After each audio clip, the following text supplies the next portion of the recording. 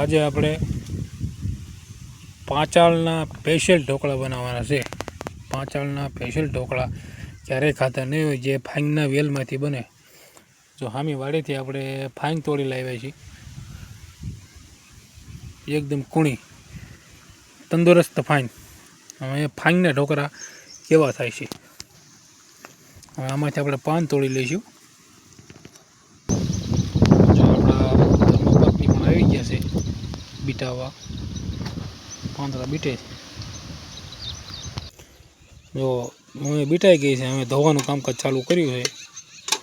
હવે બધા પાંદડાને આપણે બહુ સારી રીતે ધોઈ લઈશું। સાફ થઈ ગઈ છે, હવે આપણે આનું ઝીણું કટિંગ કરી લેવાનું છે। બારીક બારીક કટિંગ કરી લેવી ઝીણું ઝીણું। ચલો આપણે ફાઈન કટિંગ થઈ ગઈ છે। હવે નાખ્યો છે લીલો લીમડો માલપા કટિંગ કરીને નાખ્યો, અને લીલા મરચાં 4 થી 5 કટિંગ કરીને નાખ્યા। ત્યારબાદ હવે આપણે વરિયાળી નાખવાની છે માલપા। બાદ એમાં આપણે અજમો નાખવાનો છે। ત્યારબાદ એમાં આપણે ભૂનેલું જીરું નાખવાનું છે। ત્યારબાદ આપણે હળદર નાખવાની છે। ત્યારબાદ આપણે મીઠું નાખવાનું છે સ્વાદ પ્રમાણે। ત્યારબાદ ધાણા જીરું પાવડર નાખવાનો છે।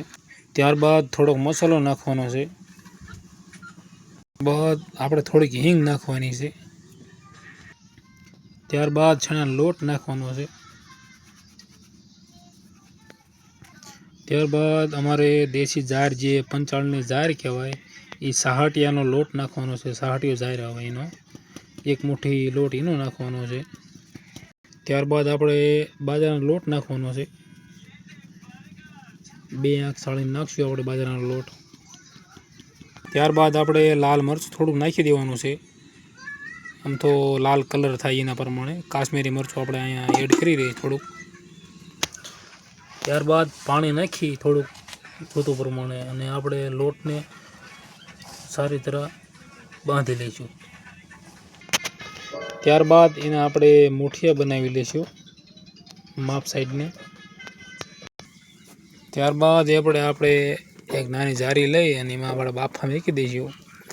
ત્યારબાદ તમને જેવા અનુકૂળ લાગે એ પ્રમાણે તમારે સ્વાદ પ્રમાણે વઘારી અને ખાઈ લેવા। તમે એકવાર આ ટેસ્ટ જરૂર કરજો, તમને ખબર પડશે કે કેવા થાય અમારા પંચાળના દેશી ફાઈંગના ઢોકળા। એકવાર જિંદગીમાં અખતરો કરજો એટલે તમને ખ્યાલ આવશે કે આ રેસીપી કેવી છે।